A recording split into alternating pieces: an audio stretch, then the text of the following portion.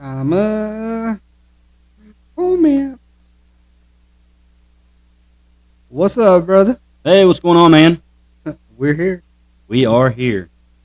Man, I just got to looking. I am peeling like crazy from my sunburn. That's wild. Anyways, Well, you're getting your vitamin D. oh yeah, no doubt about it. You're No getting doubt it. about it. Gotta get that. Got to get that. Important. So, you know what we're talking about today? A little bit. Little health and wellness. Yeah, people have requested it a little bit. I know that it's been in the works for a little bit, and they've wanted us to go over it. We've been avoiding it a little bit, A little bit. just because we talk about it every day. It's kind of like bringing work home, but that's all right. They need to hear it. They need to hear it. Where do you want to start? Wherever you want to, bud. Let's start with basic education on nutrition. That's the scary part, right? For most people. Yeah, for most, yeah, because they don't know really where to start with it. That's kind of the biggest thing. So if anybody is having issues with that, my advice: grab a pad and a pen, and we will guide you. So first things first, we always hear the term. I hear this term more than I'd like to hear at the store. It even happened today, but it was one of those where somebody comes in, it's a guy, and he's like, "I want to put on muscle. Mm-hmm. I want Don't want to lose weight. I want to lose weight." Well, yeah. I mean, that's the dream. Yeah, don't we all? So some people might have heard me say this. If you watch an episode of like 600 Pound Life and you hear Dr. Nazario talk, a lot of times he'll say, "We're going to put you on a 1200 high protein diet, and we're going to have you lose weight to meet your required goal before surgery."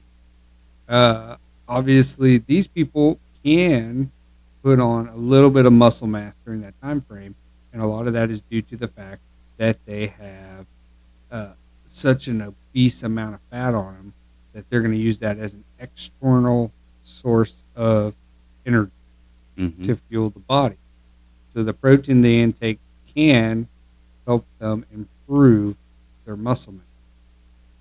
The most misconception that I see, uh, even for people that are trying to lose weight in the beginning and see some growth in muscle, they're not necessarily seeing a growth in muscle. What they're seeing is an expansion of muscle. What we mean by that is the fact that protein to a muscle is It's like like sunlight to a flower. sunlight to a flower. It's the exact same thing. If you have a wilted flower and it stands upright, did the flower get bigger necessarily? Nope. No. Nope. Just kind of stretching out, getting full of sunlight, kind of blooming. It's the same. It's the same kind of thing. So like that, whenever you're working a muscle and it's making little micro tears because it's getting full of, water. It's getting Water. full of, blood. Especially when you're working out. Well, what happens as in the recovery stage, it's going to get full of water and nutrients and protein and everything like that to help with the recovery process. And you know what's funny about that? What does all that add to the body? It adds weight. Weight. Yep. So commonly, a lot of people that start off and are doing the right thing can see a small, noticeable weight gain in the beginning versus when they're trying to lose weight. Even Well, and that's the scary part for everybody.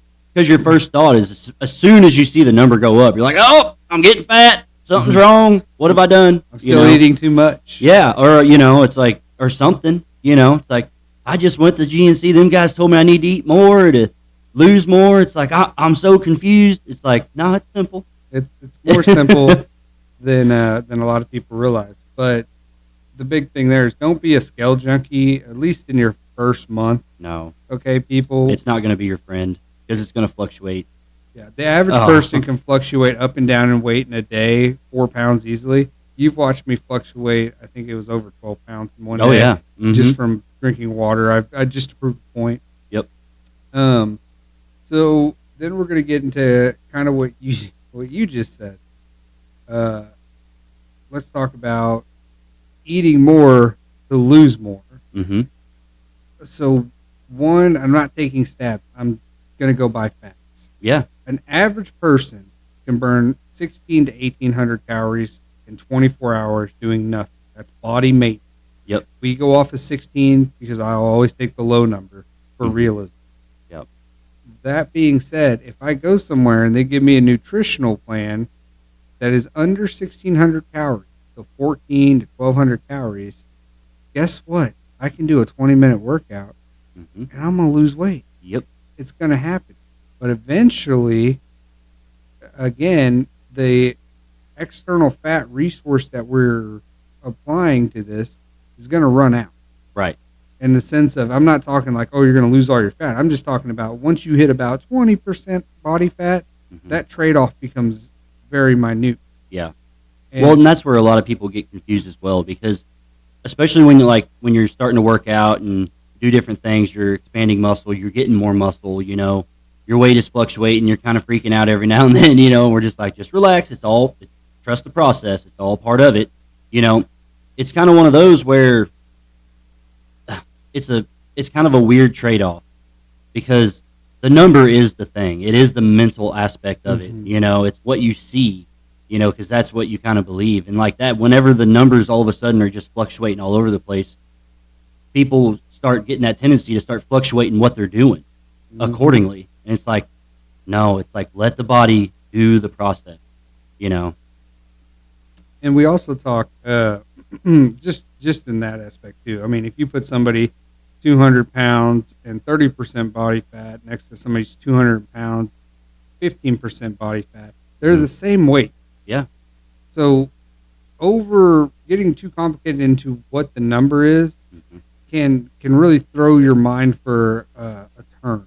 So you don't want to do that. You just want to keep it simplified, trust the process, like you said, and stick to the routine at hand. Well, and like talking about utilizing the fat, it's like when you do have some fat on you to burn and for your body to convert and use and things like that, it's like, understand it. When you're working out, it's like you're also going to be creating energy. Your body is going to naturally be doing this process. And it's one of those where it's like, because it's converting the bad fat over into what they would call like an MCT or a medium chain triglyceride style fat. And that's very useful for the body to use, and it can use it a lot easier than it can burn it. But it's going to start doing the process of both. You just kind of have to get it in that motion. But it's going to help with energy and things like that. Well, when it's doing that, a lot of people don't necessarily feel the need to eat, because we want to eat for energy. Like that is the human way. It's like, it's what we want it to do. Like we've kind of went so far in the wrong nowadays to where it's like whenever we eat, we're tired and we want to nap and things like that. And it's like, people, that is what the food is doing to you. That is how bad some of this stuff can be. Insulin spikes the glucose levels way too high. Yeah. And when your body has something that's high glucose, essentially when that insulin's, if I eat, I use this as an example constantly. It's like, because we've all been there. We love pizza, and it's like we've all ate too much of it, and then we get to that crashing stage. Well, all that grease and fat and carbohydrates that are in there are high glucose. So my body, it means it's going to cause me to produce a mass amount of insulin to store away these these calories. So with that being said, if my body is working super hard, that's why I want to crash. So the idea, if there's a spike, there's always a crash. Yeah, what goes up must come down. That down. is that process. So good ways to manage some of this stuff. Before we get into ways to do it with workouts, let's talk about management. Do you want to go over intermittent fasting? Yeah, we can. Basically simplifying intermittent fasting is giving yourself an hourly window to get your calorie intake in for the day. Now, me and John, we've been intermittent fasting for a while. It does really work well for us. Everybody's a little different. You're going to have to kind of test what works well for you. What we've kind of came to a little bit, it's changed a little bit as we went on, but the most consistent one that we did was a 16-8 split. That seemed to work out about the best as far as keeping a lot of muscle mass, but also being lean at the same time, getting leaner, and things like that, and having enough energy and stuff like that. was like say, so we did a 16-8 split. So we ate from 2 in the afternoon to 10 at night. That 8-hour window was when we could get our calories in for the day. And that was accordingly to how we worked out as well. Because like that, in that 16-8 split, we would work out, try to, as much as we could, in a fasted state. So like that, we're doing morning workouts, or just workouts right before are able to eat, and things like that. And what that allots is going back to basically your body is going to go into a short-term ketosis. Yep. So when you're intermittent fast, after so many hours of being fasted, which it typically is 16, but you can rapid fire this if you listen to what we're saying. After 16 hours, your body goes through a process known as glucose neogenesis. Yep. All right, sounds made up, real word. That being said, glycogen drains from the liver and it has to be replenished. Where does it get replenished? From the nearest fat source. So a lot of pre-diabetics or anybody with what we call fatty liver, this is another great way to prevent that because it will pull fat straight from the liver to replenish the glycogen. The remaining fat is converted into MCT, again, medium chain triglyceride or medium chain fats, healthy fats, fats you would find in avocados, coconuts. These are good resources of fat. And what that does is it fuels the brain, and it's basically your body wants to do that because it says, hey, why aren't you eating? Mm-hmm. Now, if I go work out fasted, I'm speeding up this process. This is what the military does. This is why they go to PT first thing in the morning before they go eat chow. It's the same science behind that. It's just a quick way to put your body in a short-term ketosis. Now, when you go into these states, we're going to go over the calories as well. Obviously, we want to be at a good calorie intake. We know if we have too few calories, if I was, let's say, 18% body fat and I'm trying to get get leaner, okay, and I'm trying to lose weight, I can't just eat 800 calories and think that's the solution because that puts my body in starvation mode and then it will try to convert things over to fat. Yep. Okay? So then you're spinning your wheel. You're going to be in a loop.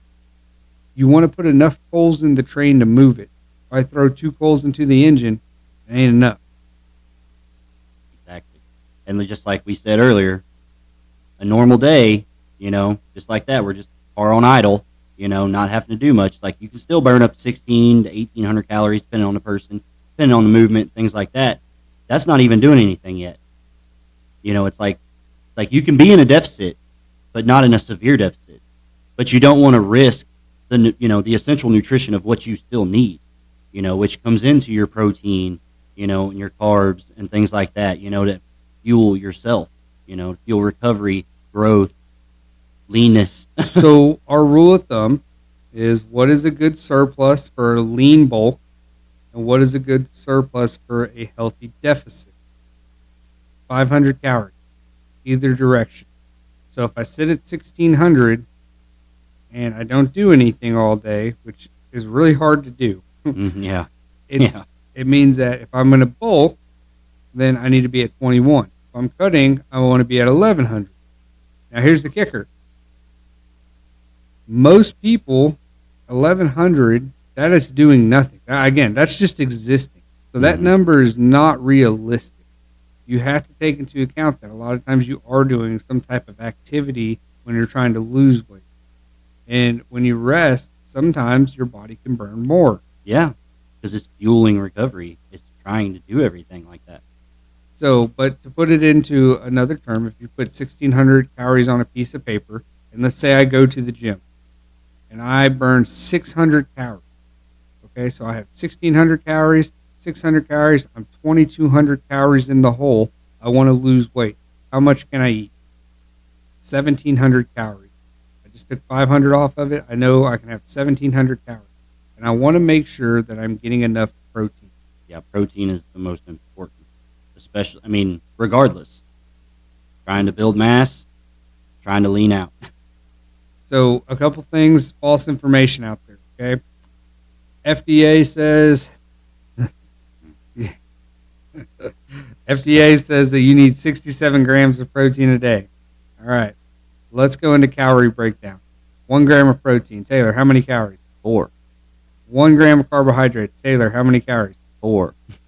1 gram of fat. Taylor, how many calories? That how much is that one? 9. That 9. Yeah, Nine. exactly. It looks like the 4. It does. It does. Yeah.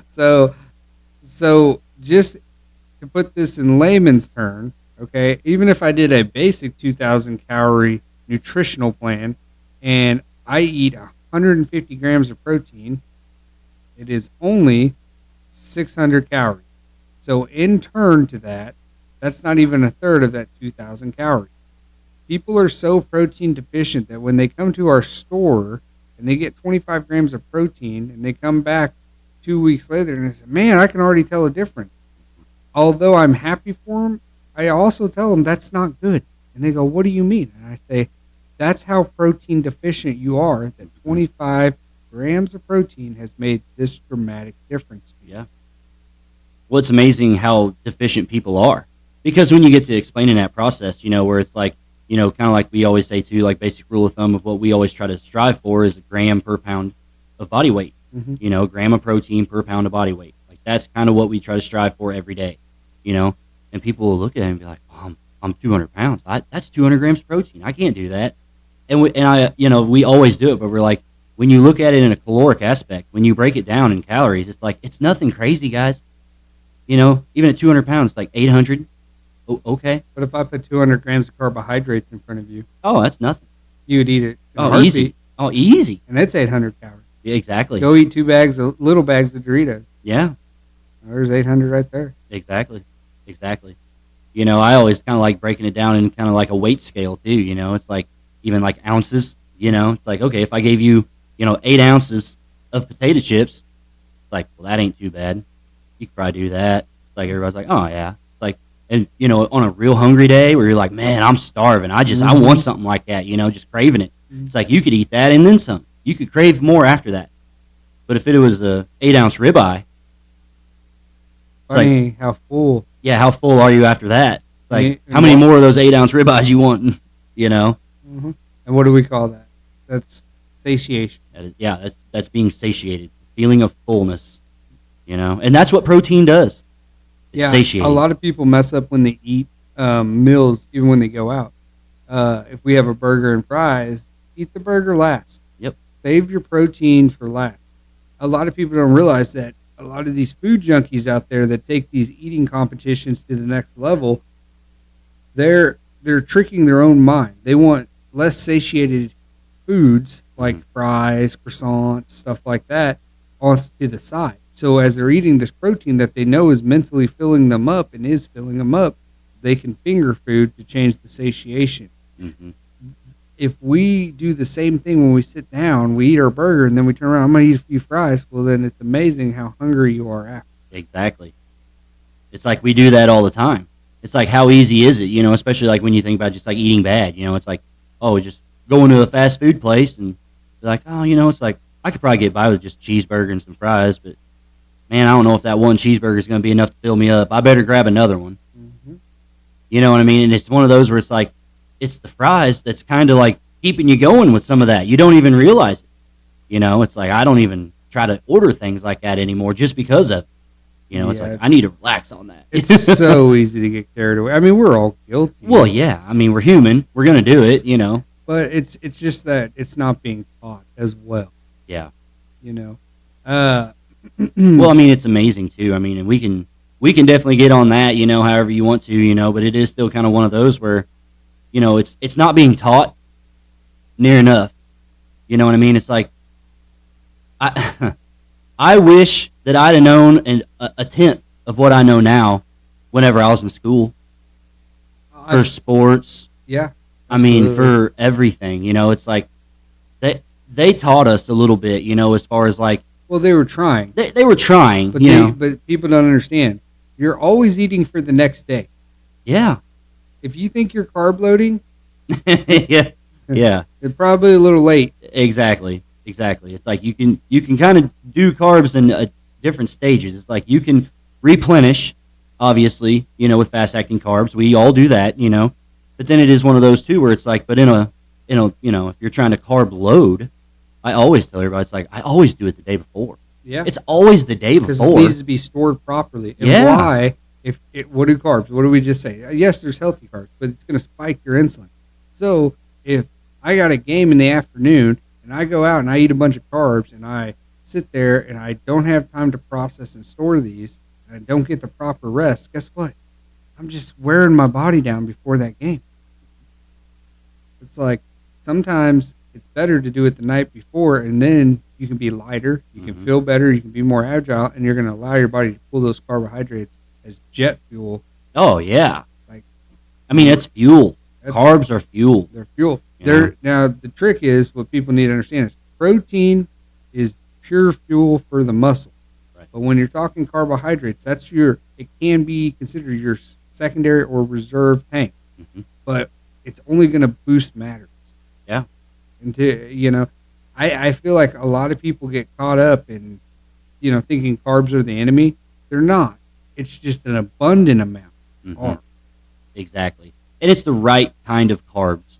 We stress that all the time. We always talk about because carbs are measured on a glycemic scale. Okay, there's high glycemic and then there's low glycemic. Okay? Obviously the low glycemic is not going to convert so quickly. It's a slower process. Those are the healthy ones. Those are the ones that we want to eat more of. That's It'd be a potato or sweet potato. Sweet Exactly. potato is low glycemic, therefore less insulin production compared to another one. Exactly. And it's a sweet potato. So your body is going to utilize less energy to process, which only gives you more energy from the food it's about to process it from. Exactly. And then another one too that whenever I knew was like a low glycemic one, I'm like, oh man, heck yeah, that's awesome for me because I love fruit.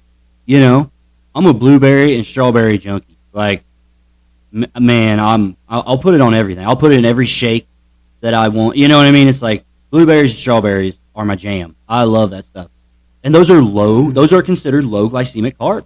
Now, with that being You said, you can indulge. you can indulge because a common mistake, even for myself, Yeah. is when we talk about fruits, Mhm. a lot of them are high in sugars. They still contain sugar. So if I sit there and I get a batch of strawberries and I eat them all, and I go, it's strawberry. Right. There's still a lot of natural sugars in there. Exactly. And sugars are considered the opposite. Now, that being said, sugars are not a calorie, Mhm. but they have the same effect on our glycemic scale to be considered as such. Sugars are a spice. Mhm. Yeah, it is considered a spice. It is considered a spice, but it's good to keep track of. Oh Yeah. well, of course. Yeah, because you don't want you like that. Like you don't want just tons of insulin spikes all the time because then your body becomes insulin resistant. So when we talk about how do we bulk properly, how do we bulk properly, eat a bunch of food, not get these spikes near as bad? Well, we have supplements. Hey, I know a place you can get them. Yay! Now, that being said, BCAAs. I see a lot of people that talk and have no idea what they do. Mm-hmm.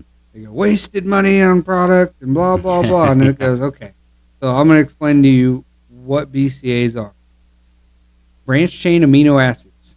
These are 3 major aminos that are found in a full protein. Okay? Proteins are made up of aminos. These 3 particular aminos allow for better insulin production. Fancy that. Mm-hmm. So when we see BCAAs on a jug of protein, Mm-hmm.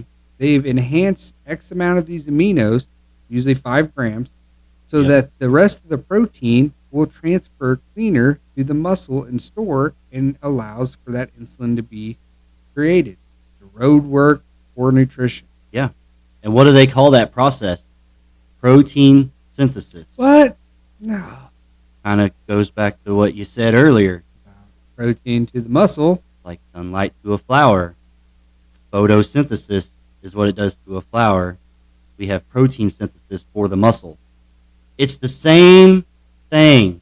I know. It's that simple. It's mind-blowing. It's the same thing. Same thing. So if we're in a bulking process, we want to make sure that we are taking BCAAs because we're going to be eating multiple times throughout the day. Probably Yes. not a good time for intermittent fasting. You're No. probably going to be eating those 16 hours constantly, but you don't want to have constant spikes in your insulin because when you have these constant spikes, you become insulin resistant. Your Yep. body can't keep up, which makes you Pre-diabetic. pre-diabetic. Or diabetic. Or diabetic. You know, depending on how far you take it. You got to be careful with that, people. Yeah. You know, that's why when we hear people talk about like dirty bulking and things like that, I'm just like, guys, be careful. I'm like, be careful. You know, it's like depending on how dirty you're getting, you know, it's like if it's cookies and cakes. Well, and, that's why we see these you know. bodybuilders that are 300 pounds or 280 or 260. It's like all in those ranges, they're taking insulin shots Yeah, exactly. because they're constantly eating. Yeah. I mean, and that's a big thing that people don't realize too. You know what I mean? They look at that and they're just like, well, I can do. I have to do that too. You know, and it's like, man, there's other factors involved. You know, it's like you do that stuff and not understand really what's going on. It's like you can really hurt yourself. Yeah, you got to get an education in this. Yeah, You got to take the man. time. And it's like, I get these videos. They're a little bit more somber. They're not as upbeat, crazy. And I mean, we can get there. You know, we all love working out and love all that. But you have to go through the class Yeah, I mean, you just before you put yourself at risk. well, and having this kind of information just kind of stored away in the old memory bank, you know, it's like it helps with everything because it helps you making your choices at at the grocery store, you know, or a market or something like that. Because just like we always say, it's like as important as supplements are, they only work with food. Yep. You have to eat, but you have to be conscious enough of understanding what you're eating for. You know what I mean? Or you know what I mean? You're eating for a purpose, and that's what you have to understand. That's where like the lifestyle change comes in because it changes how you have to think about what you're doing. And it's not bad. It's not as bad as people it's think. Easy. Yeah. It's like I usually just track my overall calorie and the amount of protein I've intake, so I know how many calories I have left to make my protein quota for the day. And guess what? If I make my protein quota early, it's fair game. Now, I want to point out too that I think it's very important that even though we talk nutrition, it's because everybody says, "Oh, it's the scary part." It's not scary. It's very, very simple. It's just getting to where you can understand it a little bit quicker. And to be fair, Yeah. To be fair, and we say this all the time as well, it is the hardest part. I would say so. Because the other two parts, which are just as important, Yeah. are activity. Did I say the gym? No. It's not about the gym. I said activity. Activity. Hey, you like activities. You have one you do every week. Yeah, love it. I'll go bowling. You know, I'm utilizing everything. Legs, hips, back, shoulders, arms, torso, core, my mind. You know what hurts? Stagnant. Now, when I say that, I mean constantly stagnant. Yeah, constant inactivity. Inactivity. Get up, walk around. Yeah. Now, And start slow, people. It's one of those, just like that old dumb saying that we all know. It's like, oh, you got to crawl before you can walk. You know, it's like, it's very real. It's like, and take it from me too. It's like, man, I was really big at one point. It's like, man, I've been really fat. I've been severely out of shape, you know, and in fear of my life at one point, you know, because I was like, man, I'm not feeling good. I'm getting sick a lot. You know, maybe something's wrong. You know what I mean? And it's kind of one of those where it's like that fear kind of drove me into that aspect of it. You know, it's like, man, I need to understand really what's going on with some of this, and it only helps. yeah. And then you have aspect number 3, which is recovery. That's where you get to be stagnant. Yeah, You all sit there and we complain about, oh man, I'm tired. Go to bed. exactly. Go. What do you think your body's doing? That's where your growth comes from. Yes. Yeah. And as humans, it's like, and that's when hormone balance is created too. It happens at nighttime. You know, it's like, that's another thing that, you know, like men necessarily don't really think of, you know, because a lot of us are basically just too tough for our own good, you know, and we deal with it all the time, but it's about, you know, like, as far as like testosterone production, you know. Now, what's the main thing that we hear as far as for people? It's like, it's not as libido based as what people might think. It's energy levels. It's brain fog. It's things like that. It's the simple things, but it starts to add up over time. You know what I mean? And it's kind of one of those, just like we tell people, it's like natural production of testosterone for most males is like in the range of like 28 to 32. It's like in that time period, it's like it's going to start declining a touch, you know, and it's like, and it does it. I think you said it best. It's menopause for men. Yes, it is. It is our form of menopause. 30 to 32 is a common age for male testosterone to start dropping. Yeah. Other reasons, I mean, not enough sleep. We produce the most natural testosterone in our REM sleep. If you're not sleeping good, that's problem number one. Yeah. Get your 8 hours. It's important. It's like you'll go to the gym, you'll eat right, but you won't sleep. Yeah, it's like you'll do all that work. You'll do all of your shopping correct and get all the right food and eat all your meals and take the supplements and go to do your activity, whether it's the gym or running or whatever you need to do for yourself, and then you won't rest. It's like you have to do that.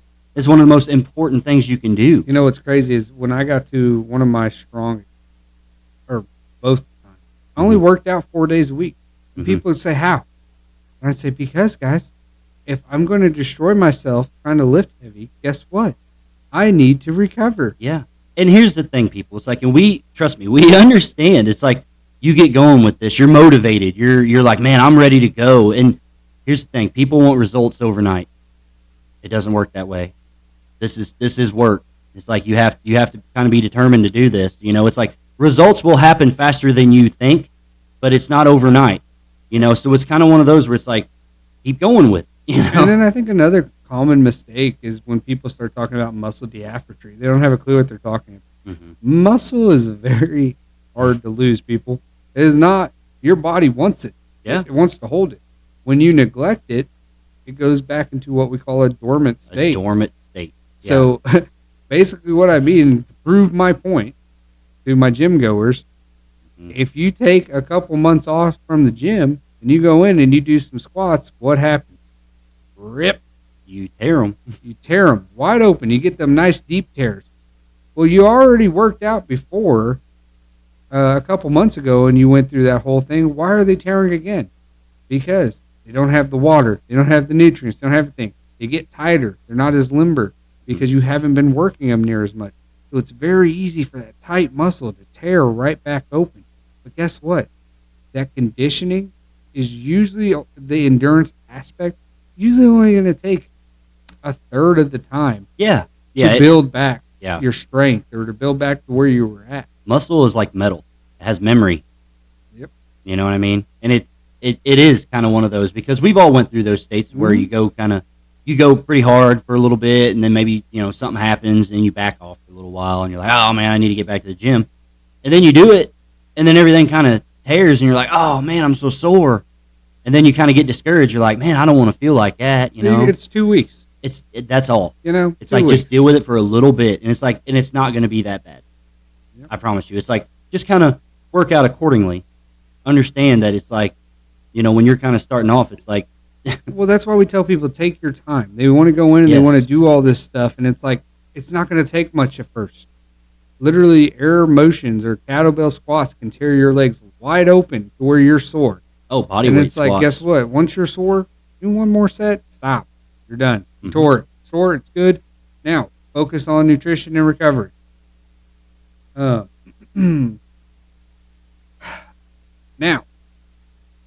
I know a guy who did a 3-day fast. Yeah, boy. Okay. Funny thing. Didn't lose muscle. No. Why?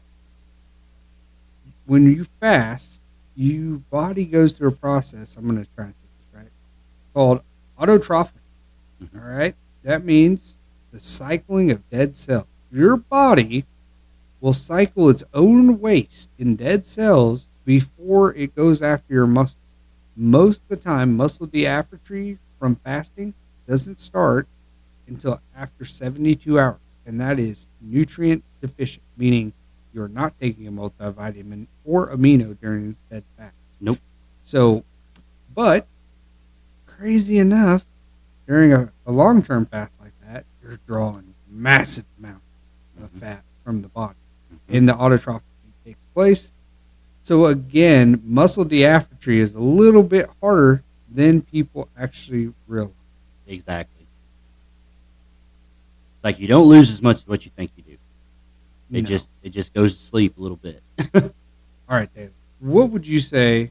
Because Oh, and now sorry. Oh, go. Just on kind of on that same thing, like what we was talking about as far as like food and stuff like that. We always try to tell people, of course, it is a lifestyle change. Like we all understand that aspect of it. Like it is that much of a deal. But a lot of people come in and they say diet. Ugh. I know. I hate that word because here's the thing: when you hear the word diet, we always associate it with that we're losing something or we're having to give something up. Like that is the feeling of it because especially when we hear the word diet, we automatically start thinking of everything that we can't have. Instead of all the things we can have. Yes. And I tell people that all the time. It's like, that's why I don't call it a diet. I call it a nutrition plan. It's like that helps you focus more on what you can have and what you should have to fuel your body for the best recovery, for the best output, for the best growth, for everything. It's like, because that's the game. Longevity is the game. That's why we call it a lifestyle change. It's like, this is a marathon, guys. This ain't a sprint. Well, it's so funny because people will sit there and, oh, my joints hurt. And, oh, man, this is inflamed. And it's like, well, how much sugar are you taking? Right. We don't want to. We don't want to believe the studies of health and wellness until, or we all like to, until it applies to us. And they go, well, you mean I'm eating too much sugar, and that's what's causing inflammation? It has a direct correlation. It is science, people. This has been proven. It's like a lot of sugar, not always good. No. Right? You got to utilize it. Exactly. And it is kind of one of those things too, where it's like, people need to understand. It's like the human body only needs sugar for one thing, and that is for the brain. And it don't need tons and tons. Nope. It can run off a little bit. It's probably the only part of the food pyramid that's right. Exactly. Let me tell you about the food pyramid. Oh boy. When was it created? Wartime. Wartime. Ding, ding, ding, ding, ding. You are correct, sir. It was created, if I am not mistaken, for World War II. Now, for your common soldier who is marching every day, nonstop, high intense stress. I mean, they're eating constant carbs, people. They had to have fuel to do this stuff. Yep. For some reason, we thought it was a great idea, maybe because of the threat of possible war, and because the activity of said teenagers of that time period were so much better than ours that it was more common to keep that for war readiness. Yeah. Yeah, for sure. Amazingly enough, that food pyramid sucks. It does, and and that's the best and worst thing about that kind of aspect too. Because just saying just like that, you're like, teenagers back in them days were just a little, better shape. It's like they weren't near as big. It's like obesity really wasn't that much of an issue and stuff like that back then. When we wonder nowadays, we're like, man, it's like, well, is it, what's going on? Why are people bigger and why are we retaining more? Or why are people getting really small and frail and why is everybody getting sick and things like that? It's like, it's straight correlation with food.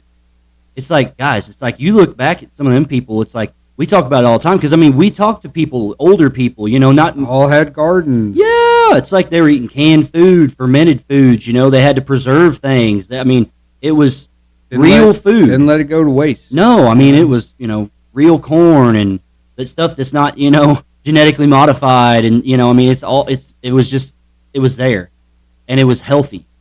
It had the right amount of bacteria in there to support a healthy metabolism, gut microbiome, things like that we take for granted nowadays because our food is so shitty. How many gyms did they have back then? They didn't need them. Oh, why's that? Because they were outside. It's like work was, not all of it, obviously, but it's like, but when you think about those times, you think about hard men. You really do. Hard women. Women for sure back in them days. Man. It's like, hard women. It's like, but men and women together, it's like tough, hard, working. kids go out. Manual labor. That's why you know. these bottles, people don't understand. That's why they had, return it 5 cents. Yeah. Go get yourself a job. Guess what? You'd have kids on the railroad track. And then like you think even scooping up bottles. Yeah, like the milkman. Exactly. You know, and stuff like this. Like, you know, people reuse things. Like we didn't need all that plastics and all that stuff at that time. You know, it was just a little bit simpler, you know. But that's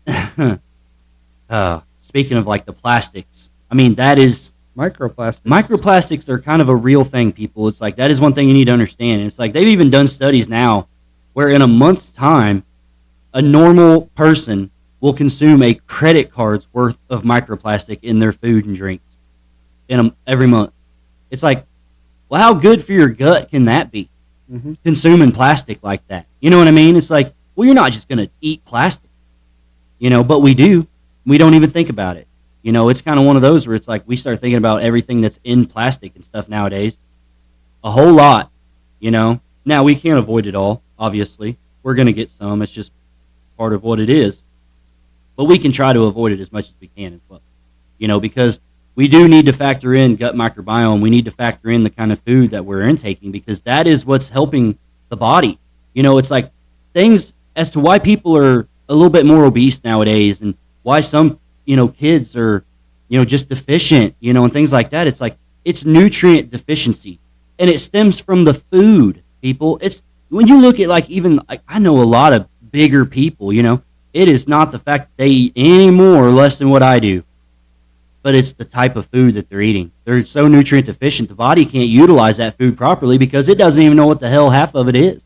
Especially if we're having that much plastic, what is your body going to think to do with that? Well, think like this too. We all think about people having kids and where these kids are coming from, and it's like for a woman, they'll say, "Oh, you have healthy eggs."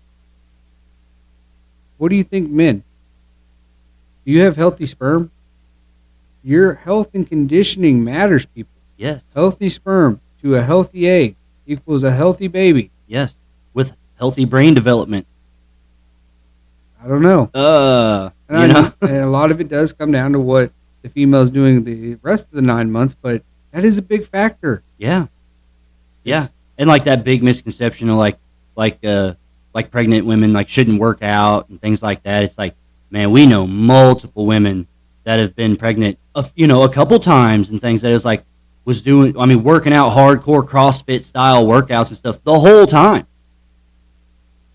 Perfectly healthy babies, perfectly healthy pregnancy, no complications. Like, maybe because they're utilizing the nutrition how their body's supposed to. Yeah. So they're staying healthy.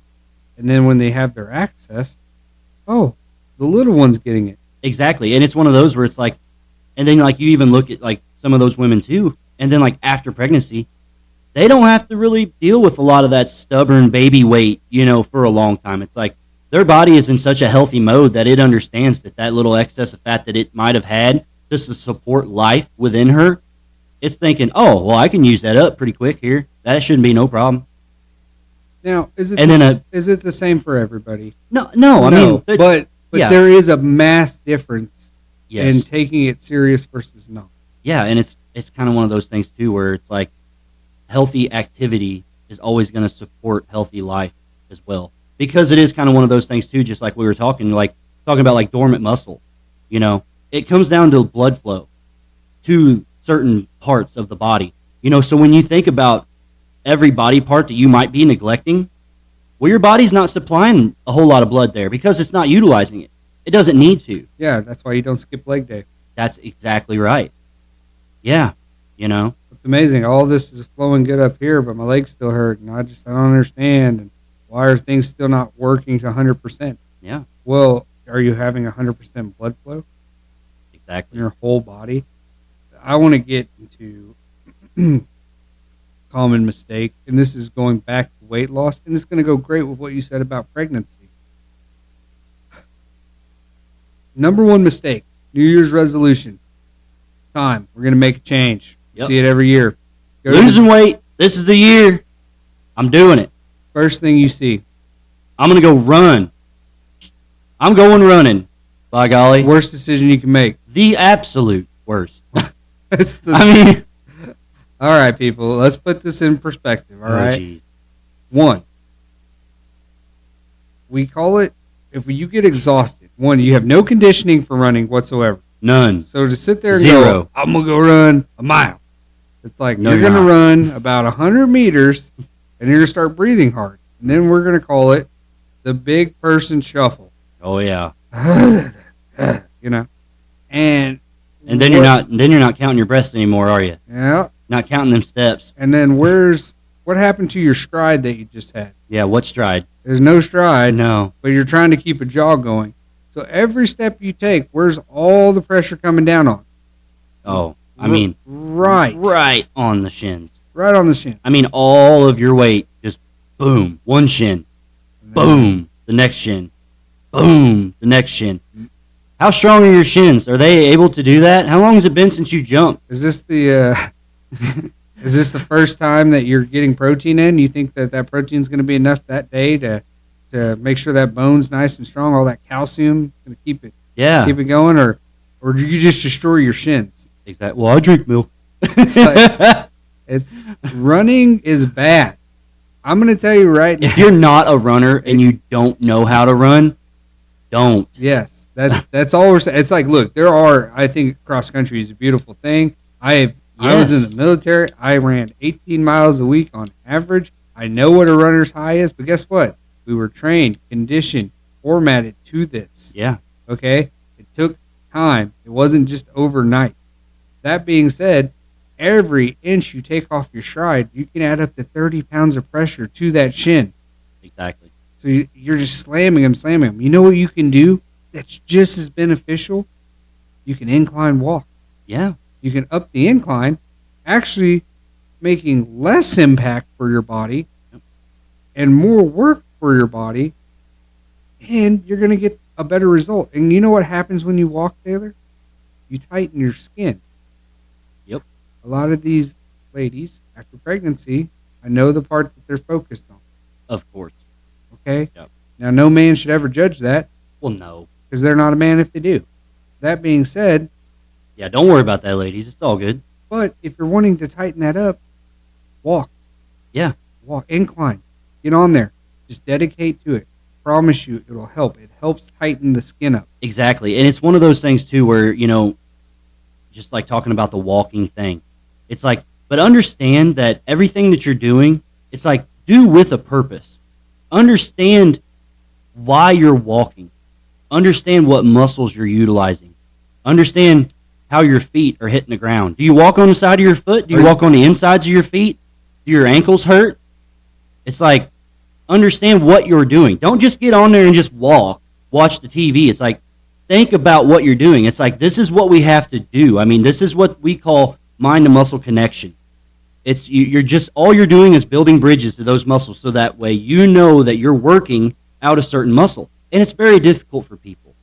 I'm not saying it's easy, but I'm saying while you're walking, while you're burning calories, you're tightening skin, you're doing all of this, you're doing it, you're having the movement, the motions. It's like you're working the muscles, supplying the blood flow. Think about what you're doing while you're doing it. And here's the thing. Time passes so fast when you're thinking about kind of what you're doing. Not worrying and not focusing about the time. Don't worry about that. Time has nothing to do with it. I'm gonna throw this out there too. Okay, if you're mouth breathing, it's okay. Yeah, it's fine. We've all done it, and don't worry. If you're at the gym and you're on a treadmill or whatever, and you're thinking that you're being like loud, you're like, oh man, I hope I'm not, like, somebody's not gonna come up here and say something because I'm heavy and maybe it's making noises while I'm walking. It's like, don't worry about that. Don't worry about that at all. It's like, there is not one soul in there. It's like, we all kind of worry about that sometimes. It's like, I do. It's like, I'm not a light person. We're the center of our own universe, but we always think somebody's watching us. Yeah. And here's the thing. We all stop. We all look around the gym. I promise you. Yeah. It's nobody should be paying mind. If they're on to you about anything, they're in the wrong. Exactly. And here's the thing, people. Please don't be afraid of gyms. Don't be afraid of them. I know that there's a lot of misconceptions and stuff out there, but it is one of those where it's like, it is so much of a positive place, and people don't understand that because they think that it's that they're going to get judged and they're going to get made fun of and stuff because they're like, oh, well, I don't look like this person or that person. It's like, understand. Sorry, and I'll let you talk. No, but everyone there is trying to change for the better. We're all in it together. That's why I say it. I tell people that all the time because they're so worried about going to the gym. They're like, oh, people make fun of me outside the gym. What are they going to do inside the gym? I'm like, they're going to help you. We're going to encourage you.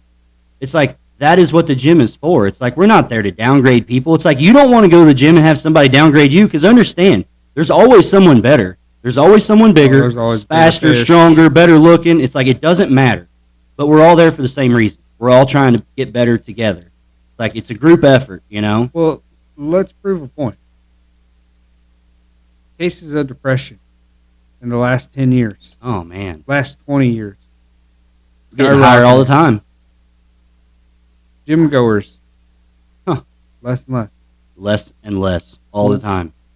Okay. Healthy activity supports healthy brain activity as well. So you want to talk about kids and the correlation of why it's important to set them up for success or how to. Mm-hmm. It is keeping them physically capable and active. Give them chores.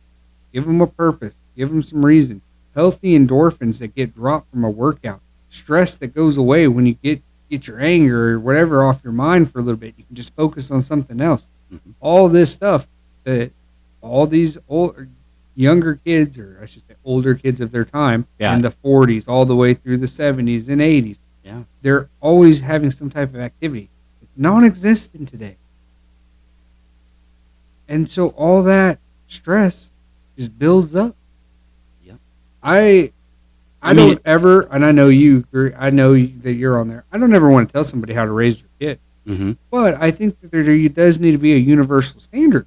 Well, I agree with that. And here's the thing. Back in the day, that was kind of a cool thing. I forget which president did it, but remember he had, like, Arnold Schwarzenegger come and talk in front of people, and, like, they were doing, like, bicep training and things like that, but he was, like, trying to get kids involved into athletics and sports and team building and things like that, but just being active in general. Yeah, now it's, I get it, but they're like, well, let's just focus on the food. No. It's all together. How about we tell them not to be lazy? Exactly. I think that if I was a parent, I can't tell somebody how to raise their kid, but there's a couple different things. One, I want them to be active, and if I was to take them into a store like ours, okay, I want to have a good, positive, upbeat attitude. I want to show them it's a good thing. Mm-hmm. Even if I was out of shape and at the low of my life or something, when I go in there, I'm going to be positive for them. Well, and you know what? Talking on that same point, and I love that you brought that up, because a big point, even for me, was that helped me with my kind of like weight loss and muscle building journey and stuff.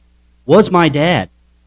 My dad was the positivity for me in a lot of that, because it was kind of one of those where he went into it with a positive outlook, and it worked. I watched it fall off of him. I'm like, wow, I'm like, that's amazing, but he was never, like, doubtful about it.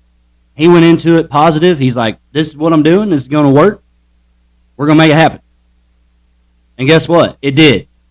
Exactly how I wanted. Not a problem. If you take a kid and you put them in a store like that, and they're just trying to figure something out and get information, and you're like, oh, come on, hurry up. Right. Move along. That setting the tone wrong for them.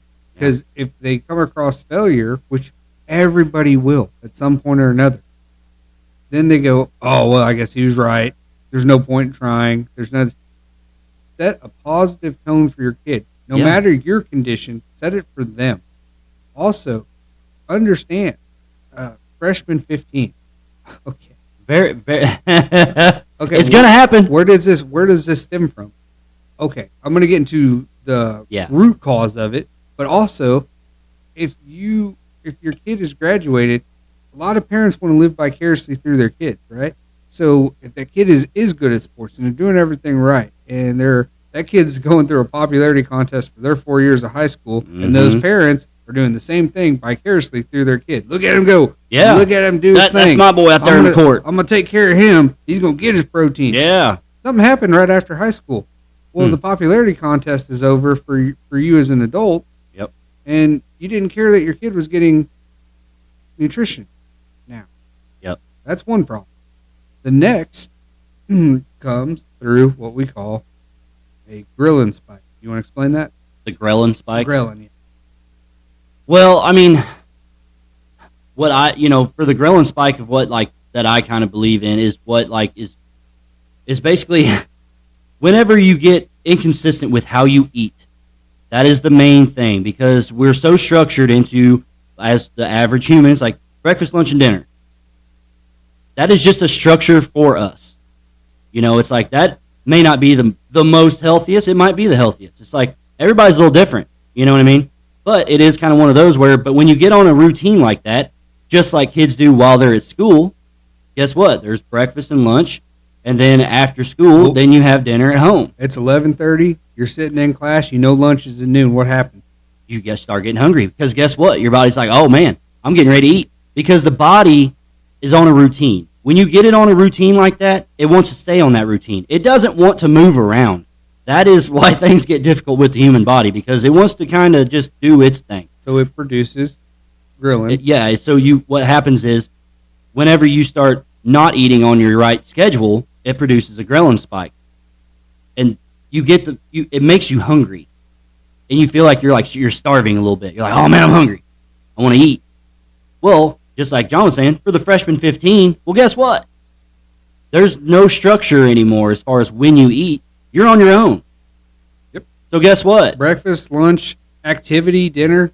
Well, yeah. They've gone away, and you're on your own. Well, I'm on my own now, John. I had biscuits and gravy at 6:30 this morning. I got up kind of early. I was hungry. Time is it now? 10?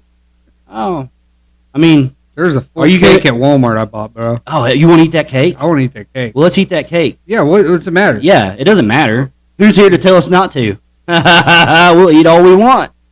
Oh. So now and guess what? And then that night, it's like, I was a good boy, but there's probably a party somewhere. Oh, bro. We gotta go. We gotta go to the party. Gotta go. Yeah, You want to grab dinner before we go? Well, yeah, I want to drink any. Oh yeah, dude. Let's go eat some Mexican, have some margaritas, and then we'll go to the party. Mm-hmm. Huh. And let's do that for 2 weeks and allow it to reset our whole eating process. Yeah. And then now, when I decide to go diet, mm-hmm. I have 8 of these spikes to 10 of these spikes a day to where I'm constantly hungry. Why do you think that people say it's so hard when they start and they're constantly hungry? Is because they've made it where these ghrelin spikes are constant. Yeah. Every hour they're wanting to eat something. That's why people gain weight. Mm-hmm. But ironically enough, when you go to intermittent fasting, well, now you have a controlled window. Yep.